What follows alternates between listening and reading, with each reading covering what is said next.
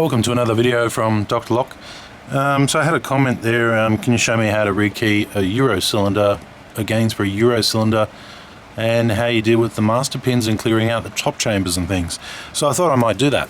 So here we have one of the most classic TE2, which is the Silk reference for the Keyblade, TE2 cylinders. And if you can see it here, see if I can just show you that. It's pretty hard to see that profile. You can always tell a Gainsborough TE2 because it's got the notch out of the front. Okay, and it's got this type of headway. Alright, so dealing with master pins. First way I deal with master pins is, well, I really haven't had any master pins. In my whole locksmithing career, I very rarely see a Gainsborough cylinder. Well, I don't think I've ever seen one really that's actually master keyed. The reason being is a lot of these cylinders are generally used on domestic front door houses. Master keying Gainsborough is not really something that's common or ever done. I did lash out and I did buy the expensive Gainsborough pin kit, and I don't even think you can get them anymore. But just going through here, I mean, you got pins and upon pins upon pins. Some actual, these ones are interesting here. These are for sealing up padlocks normally. These are those pins that have a little chamfer on one side that you knock in and then file over, so I guess that'd be for some sort of capping. I see a lot of driver pins and long springs, short springs, but here's the thing here, but I don't see any master pins. So master pins in Gainsborough, no, doesn't really happen. I mean, somebody can leave their comments down below if they've ever seen it, but I haven't.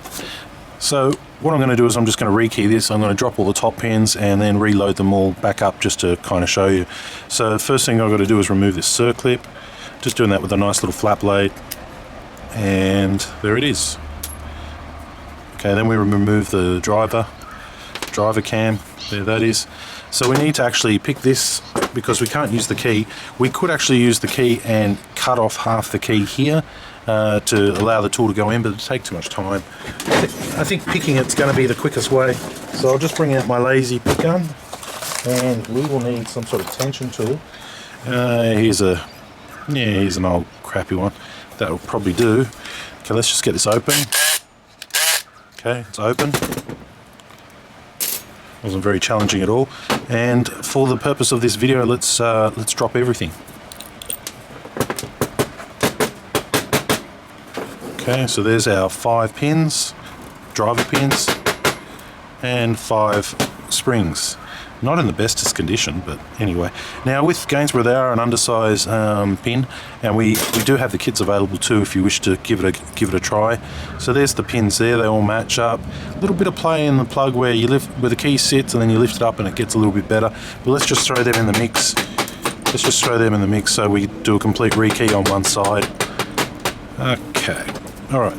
So to rekey, I generally use this follower here, Argus follower tool, and I'd start off by just putting a spring in the 5th chamber. Sorry, spring in the 1st chamber. What am I doing? Spring in the 1st, and then coming through with my follower here, and I'm going to use that blade right there to actually trap the driver pin in. I'll try and do it so you can see it. It's dark down there and it's got no light, but okay. And a good set of tweezers does help. So there's one in.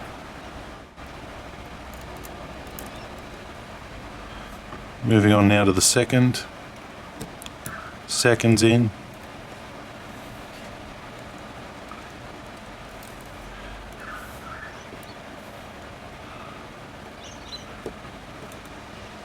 Third's in. Oops. There we go. Third's in. Now's the time when it gets a little bit more tricky because it's down the back.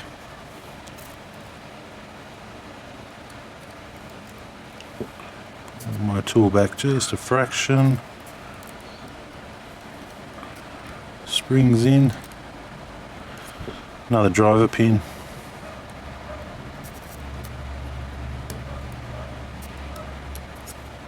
And we'll go for the 5th spring as well.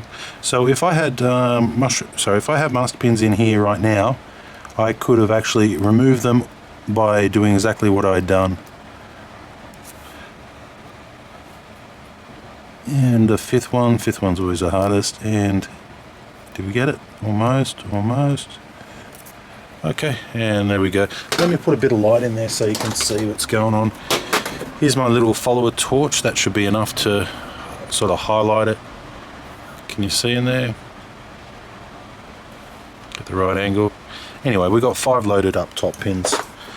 Oh, I know what I can do. I've got these new actual things, these things here. Now these are kind of funky too. I'm not going to sidetrack and tell you much about these because it's just a light. See, goes on your keyring. We can just put that in there. Can we put that up the back of it? Okay, there we go. So you can see what's going on now. They're all loaded in there. All the top driver pins are loaded on there using this tool. Turn this off. Okay, so if I wanted to change combo, I'd recut this key to a different combination and then go through my pins, which are actually numbered and labelled, and just basically key it up to code. Because we're not doing that, we're just doing a rekey. What I'll do is I'll just gauge it up by eye. That one's good.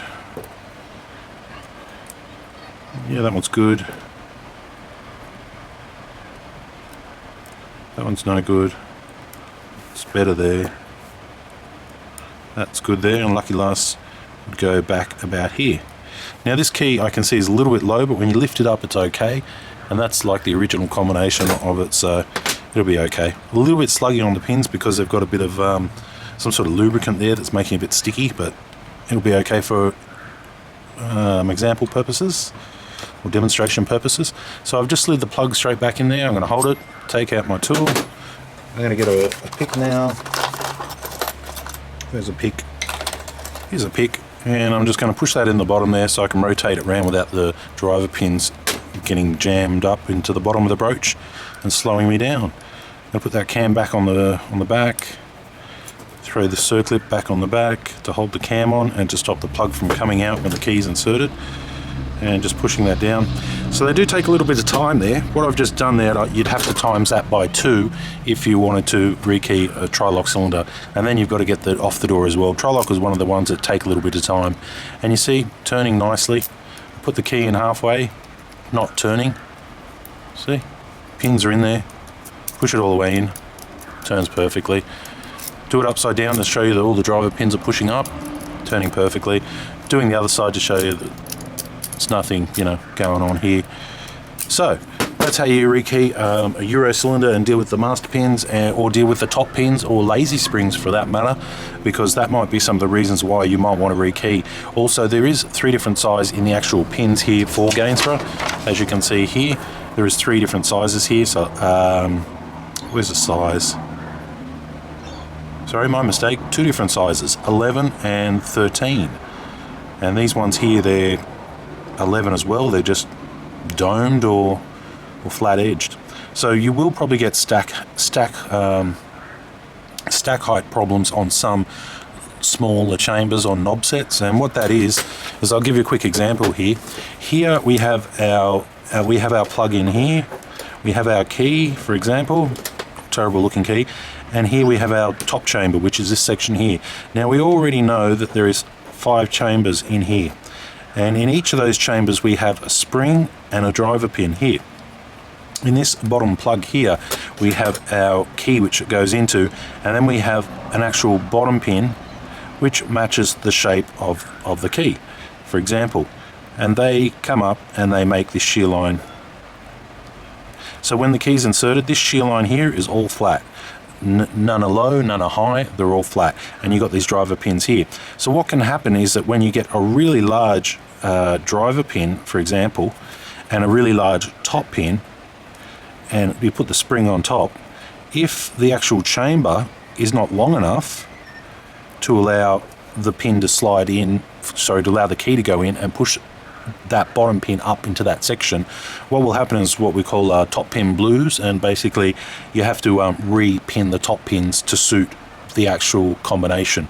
So basically you won't be able to get the key in too good, you won't be able to get the key out too good, or your key will get stuck, or you'll crush the spring and your lock will stop working. All of these scenarios. So sometimes what you have to do is you have a big driver pin married up sometimes with a little pin, or a large bottom pin married up with a comparatively sized driver pin. So often you actually have to match those pins up to actually get it working. And I'll show that in another video, but that's just an example. That would be the most common reason why you'd need to drop all those top pins. A lot of the time with a chamber like this, you don't have to. There's plenty of room, even though that some of the cuts on these particular keys are quite big, and the pins you see, generally speaking in my experience, normally you don't have to drop the pins because there's enough room even for a 9 cut or an 8 cut, and you should be able to get away with just dropping the bottom pins, refilling the plug, putting a key in, dropping the bottom pins, putting them back in, and working like we did there. So there's a quick little tutorial. Leave your comments down below, and thanks for watching.